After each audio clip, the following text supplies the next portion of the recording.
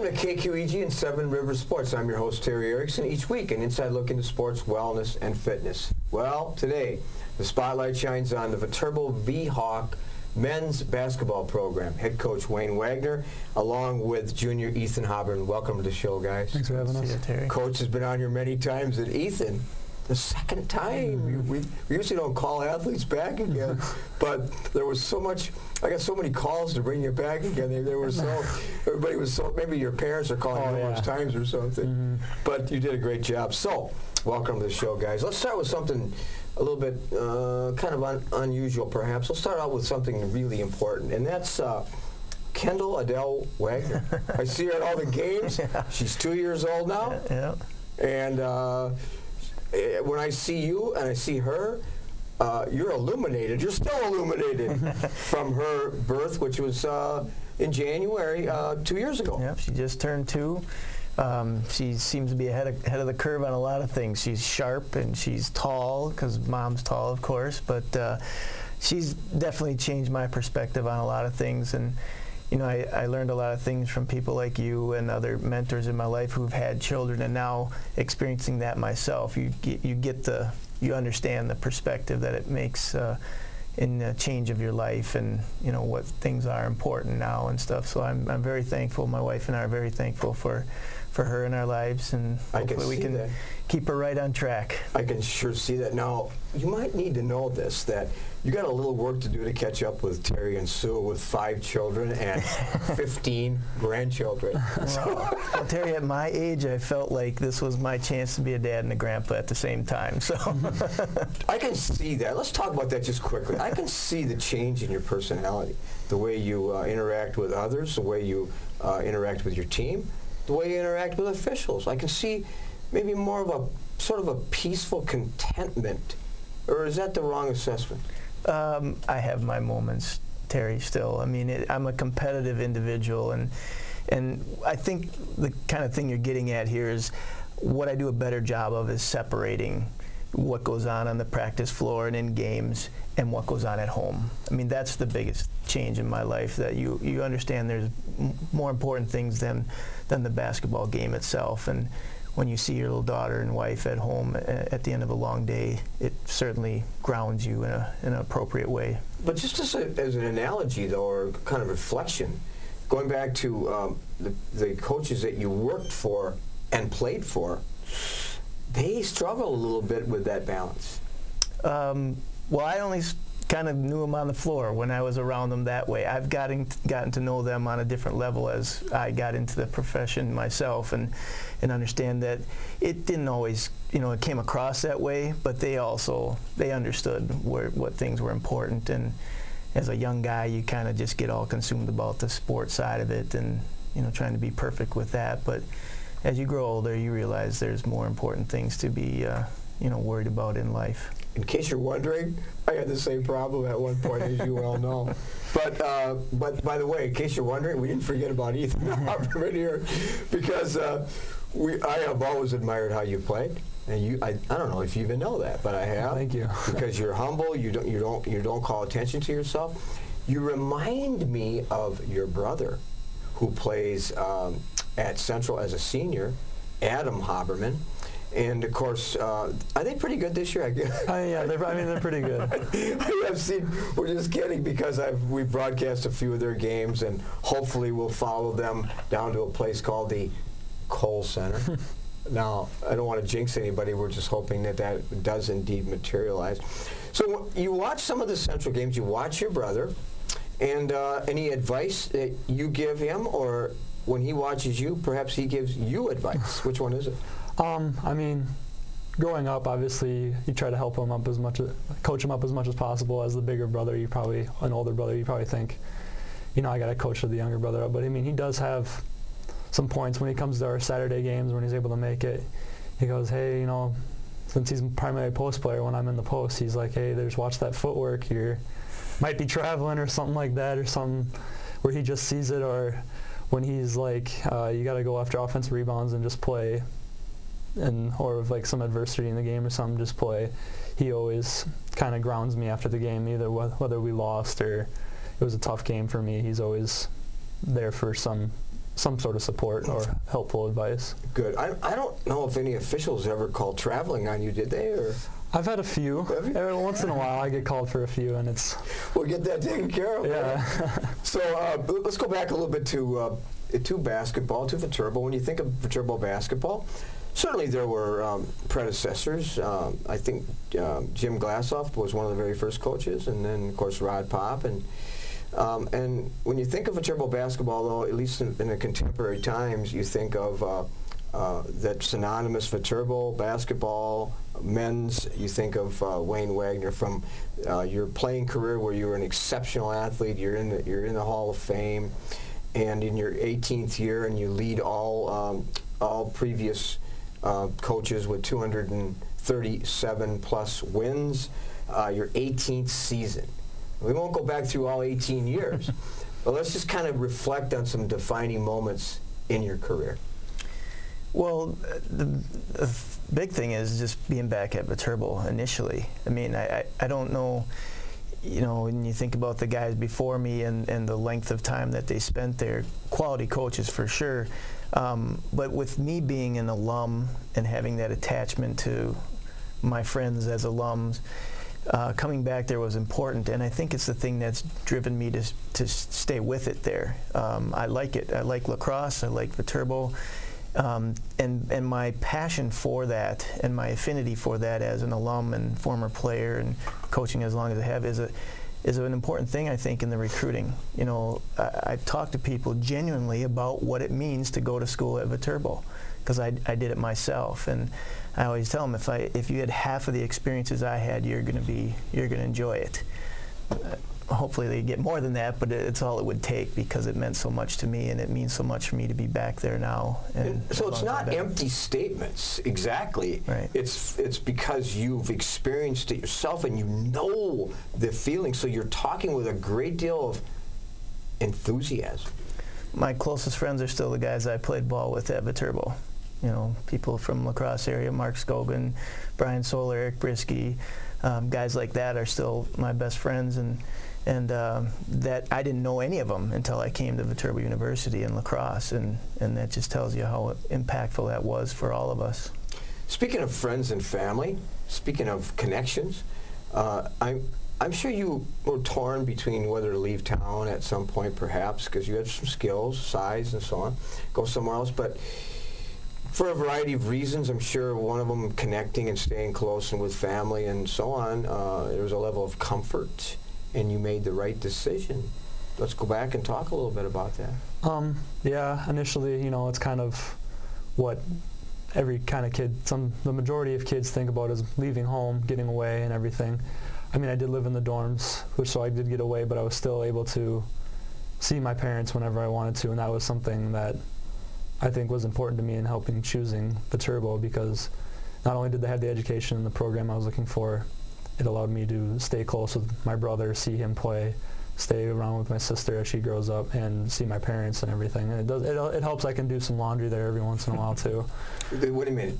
They can do laundry? They do. Is that what you meant? Yeah, Mom helps out with the laundry a little bit. A little bit. Yeah. Actually, I know the feeling from when I was your age, actually. And but you know, speaking of parents, you identified in your bio, and you've shared before, that we're all influenced by certain people in our lives. Oftentimes by many people, but you know, many times, sometimes it's just one person that's really influenced and been a role model. And you shared something pretty powerful with me about your father being your role model. Yeah, I would say he's definitely my role model, basically because I wouldn't be here where I'm at today. I wouldn't be at Viterbo. I wouldn't be playing basketball at this level if it wasn't for my dad. He led me to what I am today, and how did he do that? Well, he took me to all of my basketball stuff. He spent all of his free time in the summer and the weekends of, like, during the school year, driving to my games, no matter where they were, taking me to the cities for AAU tournaments, driving me to practice and everything, all while growing up, and it wouldn't be possible if he wasn't willing to make that sacrifice of his own free time to be where I'm at today, I guess. That's powerful, and I've worked with a lot of young people over the years that don't have that support factor that you've had, and so you should be awful proud, and you're very beneficial in having that kind of support where a lot of kids don't have that. It's an absent part of their life. You've been influenced, Coach, by a lot of people throughout your career also. Well, certainly too, but I mean, my parents are still around and still coming around to games too, and it starts with them. I mean, and I can understand where he's saying that you wouldn't have had Viterbo in your life if you didn't have your parents leading you to that. But certainly the coaches I played for back in even high school with Bob Luxinger, who was an outstanding coach and a Wisconsin basketball player himself in the 70s, and then of course Coach Pop here at Viterbo, and continues to still be a mentor of mine through the distance of him in Australia. Yeah, so. What a great coach he was. And your parents, I do see them at the games too. I see your brother, and I see a lot of your family members there. I don't know if they come to see you necessarily, or they come to see Kendall. It's about Kendall now. I thought. Well, we're going to take a quick break. You know what a halftime break's all about, when you take your team in there and get a little upset with some things. You don't do that anymore? Reinforce the positive. Reinforce the positive. We'll reinforce the fact that we need sponsorship, so we'll take a quick break and we'll be right back after this. LASIK surgery at Mayo Clinic Health System. Well, I was very nearsighted. I couldn't see 3 feet in front of me without things being blurry, so I had to wear glasses. We screen patients. We try to make sure that they're appropriate candidates for LASIK, that their prescription is within the range, that it's reasonable to do it. That they have a good understanding of what they can expect, that they have a good understanding of what the benefits are and what the risks are. For more information on LASIK surgery, contact Mayo Clinic Health System. At Schneider Heating and Air Conditioning, we have assembled a championship team who listens to what your needs are. We install carrier comfort systems that improve the comfort, efficiency, and the air quality of your home and workplace. We serve you with highly trained technicians who are prompt, friendly, and honest. For Gold Star treatment, turn to the experts, Carrier and Schneider Heating and Air Conditioning. Schneider Heating and Air Conditioning, your comfort is our business. Welcome back to Seven Rivers Sports. Again, Spotlight today, Viterbo Mens Basketball. Tremendous program. Have a lot of success this season and in the past. Head coach Wayne Wagner and Ethan Haberman. Well, junior season. Let's go back to your first 2 years and talk about your improvements and talk about the transition and how you feel about your progress. I guess one of the biggest things I've realized or have done since those past 2 years is just strengthen with my physicality. In high school, I was quite small. I was actually a lot smaller and shot a lot of outside shots. And now at Viterbo, I've been able to become more of a 4 and be able to be more versatile inside and outside by putting on some strength, and then also just learning more about how to work better together in the motion at that 4 spot. So it's just been a combination of things, both physical and mental. You seem comfortable in the role that you're at, and I can see that by your body language on the court. Yeah, so with my time at Central, we ran similar motion to what we run now. So the actions that follow and the guidelines that we use to run our offense are very similar, and it's something that I've been doing for a while with Central. Now here at Viterbo, it's just been something that has always been improving. Style of play, coach. I love this quote, and I've used it many times, and many coaches have used it. The first one that ever talked to me about it was Coach Knight when working his camps. He said to me, you know, Terry, a lot of coaches teach plays, but good coaches teach you how to play. There's a big difference between teaching plays and teaching you how to play. Would you agree with that?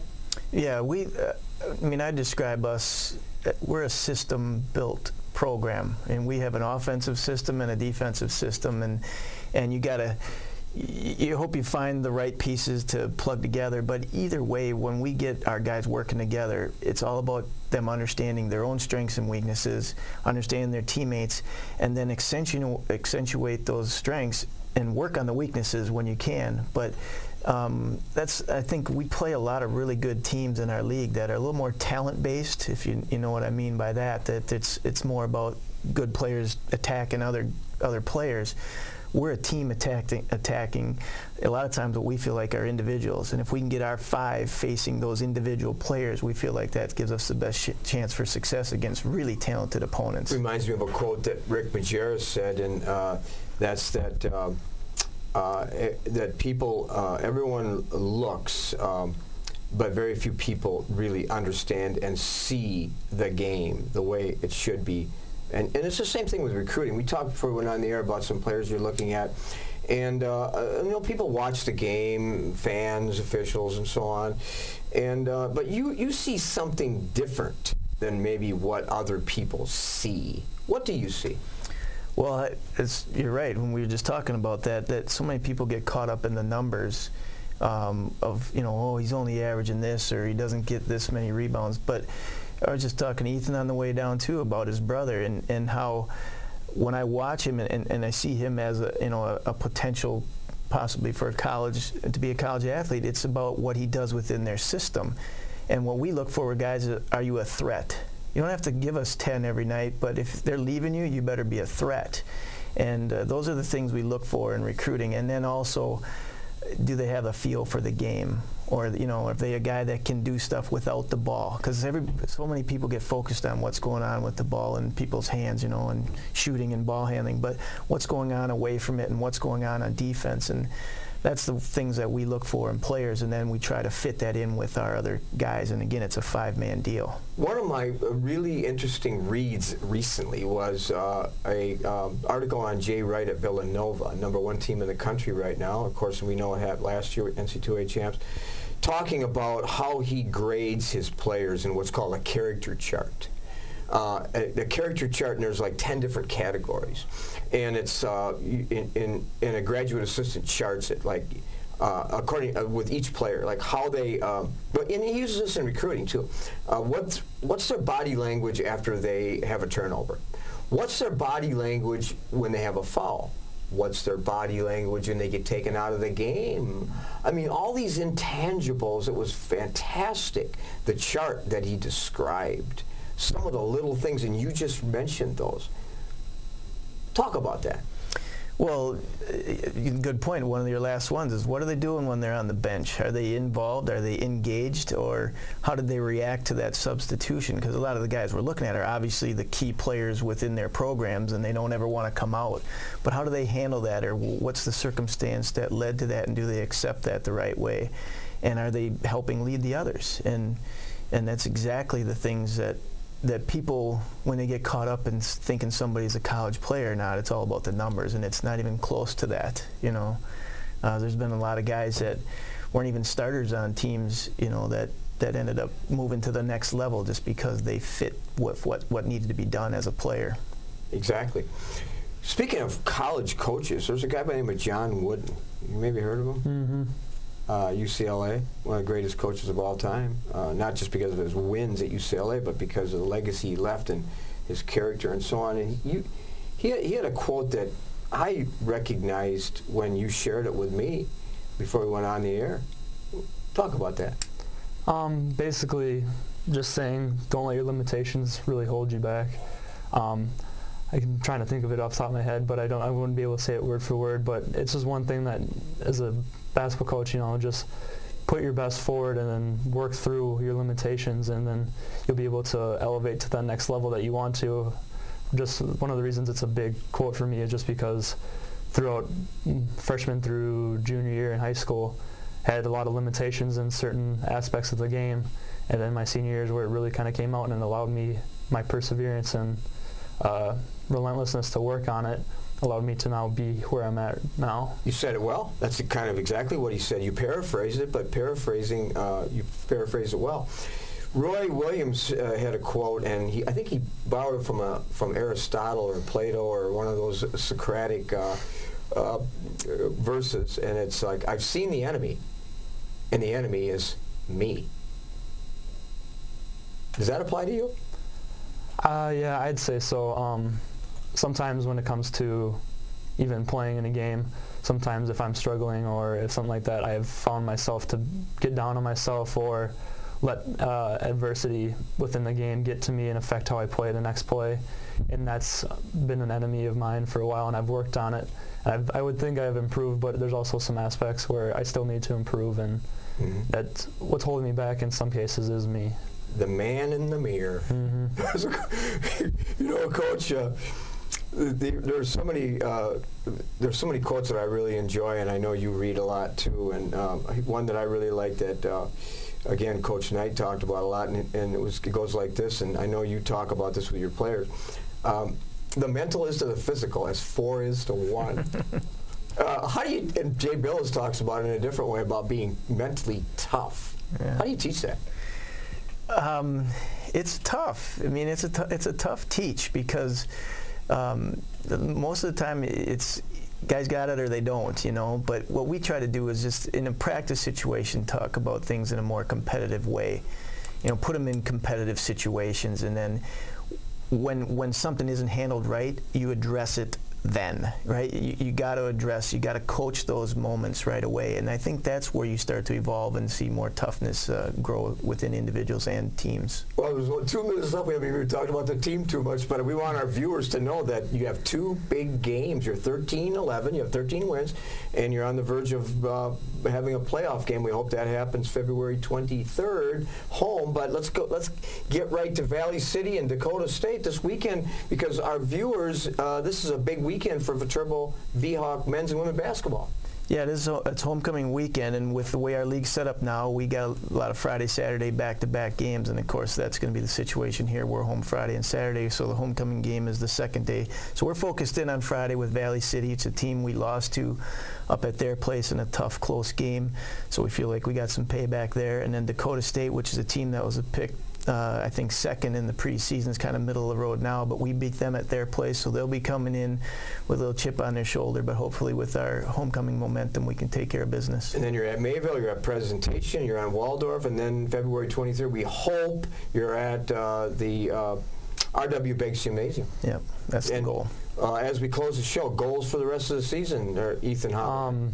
Just win as many games as possible, I guess, is a big goal, but then a home playoff game would be big, because in my 2 years, my last 2 seasons, we haven't had a home playoff game, and it'd be big the way we play at home and our fans and everything. It'd be nice to get that playoff game and get us rolling in the right direction towards the national tournament. You satisfied with your season so far? We've always could do better. There's always some spots where throughout the season where we've lost some tough games, but we put ourselves in a good situation, and we can kind of control what goes on from here. Well said. All right. Well, you guys have been great. We kind of got philosophical a little bit, but that was okay, right? It was kind of fun. So thanks for being on the show, guys. Thanks, Jerry.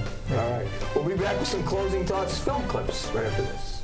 LASIK surgery at Mayo Clinic Health System. I can see. I don't have to wear my glasses for driving, to go to the movies, for reading. And I think it's a wonderful thing to offer people that freedom and independence of lenses, whether they're contact lenses or glasses, to be able to function every day from the morning to the evening and not think about it. For more information on LASIK surgery, contact Mayo Clinic Health System. At Schneider Heating and Air Conditioning, we have assembled a championship team who listens to what your needs are. We install carrier comfort systems that improve the comfort, efficiency, and the air quality of your home and workplace. We serve you with highly trained technicians who are prompt, friendly, and honest. For Gold Star treatment, turn to the experts, Carrier and Schneider Heating and Air Conditioning. Schneider Heating and Air Conditioning. Your comfort is our business. Welcome back to Seven Rivers Sports. Well, a much anticipated rematch of the 2 top teams in the Mississippi Valley Conference. And we were there on Tuesday night at the Charles D. Fieldhouse, the Onalaska Hilltoppers versus the Lady Blue Goals from La Crosse Aquinas. An exceptional defensive effort by Aquinas frustrated the Hilltopper offense by taking away good shots and shutting down their key players. And after a 21-18 halftime score, Aquinas took charge in the second half, with junior Modessa Collins scoring 15 points, followed by Whitney Raisin and Lexi Donarski, each with 10. Jayla Dobbins and Taylor Stutley each had 16 points, while Marissa Delaney chipped in 10 for the 12-5 Hilltoppers. 6 Blue Goals got into the scoring column as they move to 8-0 in the MVC and 16-0 overall. Final score, Aquinas 58 and Onalaska 48. Let's move to the Bernie Ferry Fieldhouse on the campus of Holman High School for another MVC matchup, the Vikings versus the Central Red Raiders. Holman took an early first half lead, but the defensive pressure of Central came alive early, forcing numerous first half turnovers as the Red Raiders built a 50-22 lead at intermission. Central senior and UW recruit Kobe King stole the show again, scoring 27 points. Freshman Johnny Davis added 13 and senior Bailey Kale contributed 12. Holman struggled on offense, but were led by 18 points and 7 rebounds from senior three-point standout Austin Brond. Final score, Red Raiders 8-85 and the Vikings from Holman 56.